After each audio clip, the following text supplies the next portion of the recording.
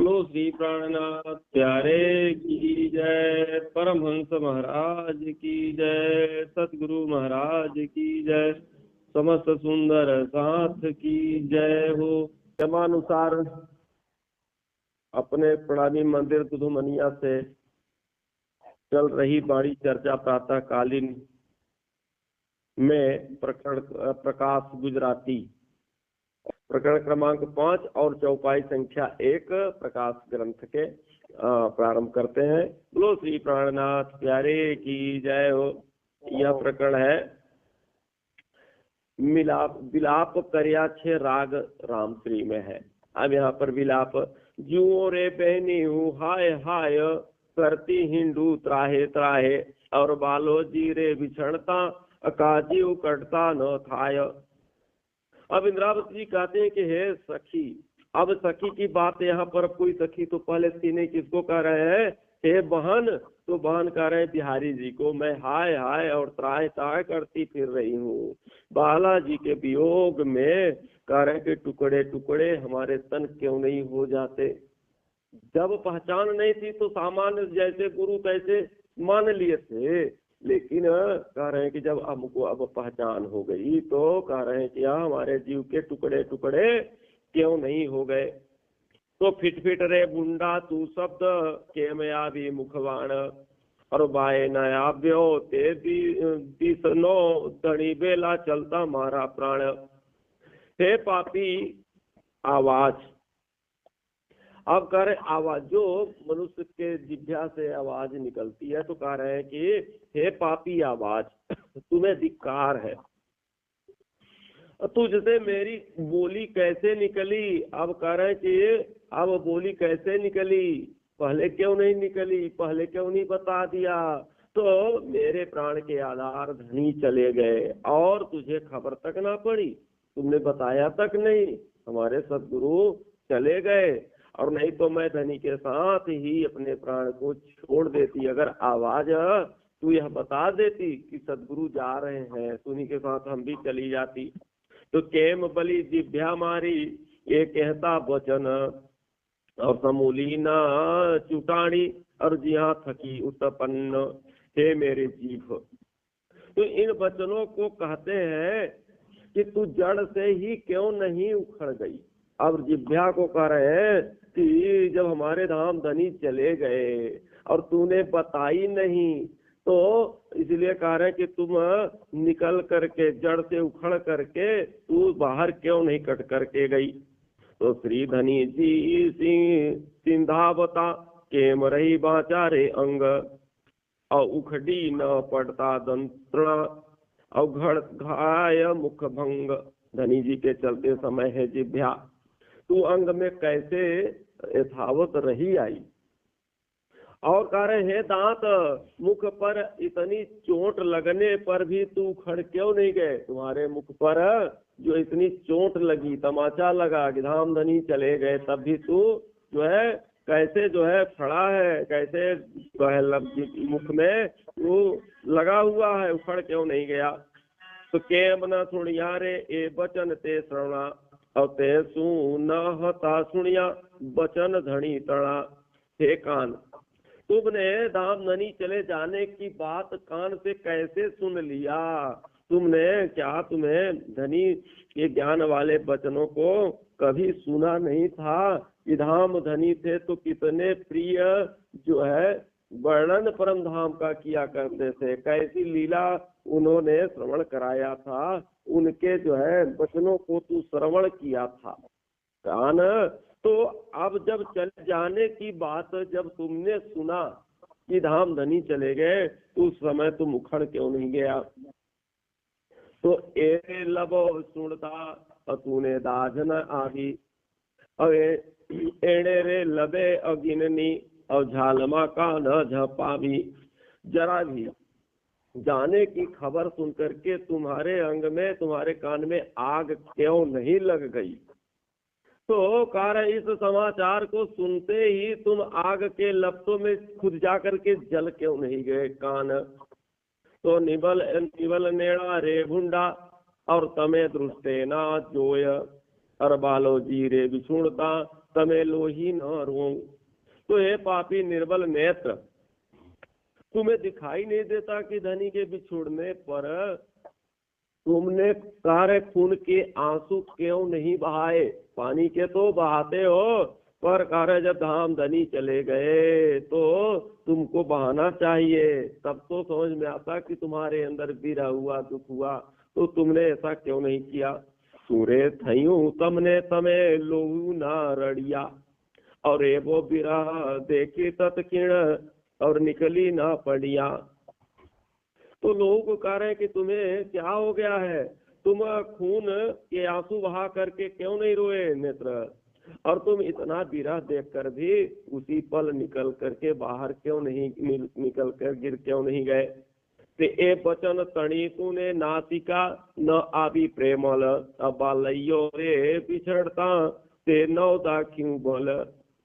नासिका को कहते हैं कि धनी के बिछुड़ने की सुगंधी तुझे क्यों नहीं आई, कि धनी जा रहे हैं और धनी के बिछुड़ते समय तूने अपना बल क्यों नहीं दिखाया? खाने पीने में तो बहुत बल दिखाता है और बहुत दौड़ाता है। फिट फिट रे प्रेमल नासिका केम रही, ये निज जाता अंग थी अभिष्टी न हो गई।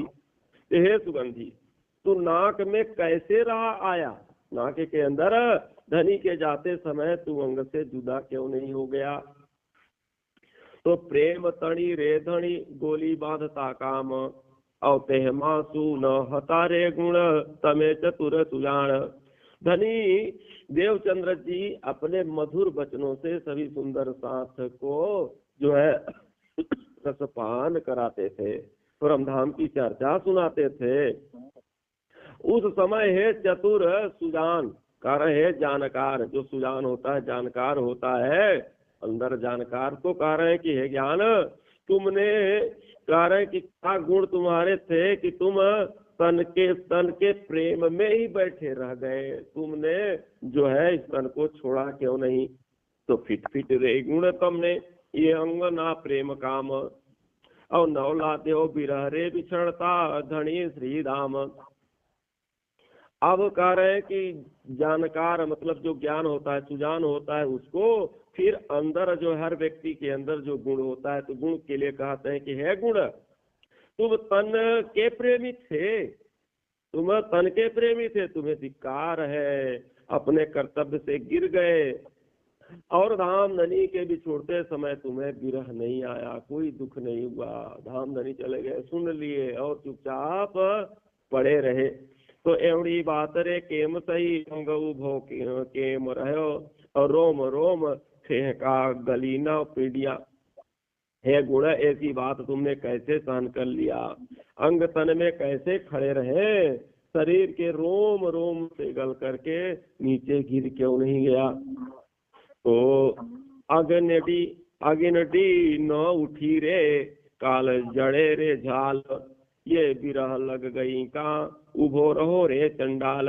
हे कलेजा, तू आग की लपटों में जला क्यों नहीं, और विरह की अग्नि में हे चंडाल तू कह रहा है कि सहन कैसे करके खड़ा रह गया? जब धाम धनी चले गए, विरह की अग्नि जो है धधक रही है कलेजे में, और कह रहे कलेजा तू निकल करके गिर क्यों नहीं गया, तुम कैसे सहन कर लिए?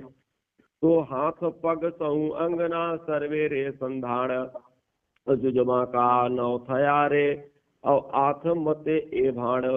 ऐसे सूर्य के अस्त होने समय के बाद करे हाथ पैर तथा जोड़ करके, हाथ पैर जोड़ करके तुम अलग अलग क्यों नहीं हो गए? करे ऐसे सूर्य, ऐसे मतलब सूर्य क्या, करोड़ों सूर्य है के समान तेज रखने वाले, ज्ञान रखने वाले जो है, उनके चले जाने के बाद हाथ पाँव के जो जोड़ होते हैं इसको धिक्कार रहे हैं। पूरे जोड़ अलग अलग फूल करके अलग अलग गिर क्यों नहीं गए? तो भाण बचन रे काई ए बाला ने न कहवाय, धनी तणी रे जोत अकोट ब्रह्मांडे न समाय। सूर्य की उपमा तो मैंने अनायास दे दिया, वह अपने बालाजी की उपमा सूर्य से क्या देना, सूर्य तो कुछ भी नहीं है उनके सामने, पर कह रहे हैं क्योंकि बालाजी के ज्ञान की ज्योति प्रकाश तो करोड़ों ब्रह्मांडों में नहीं समाने वाली है, तो कह रहे हैं कि उपमा नहीं दिया जा सकता।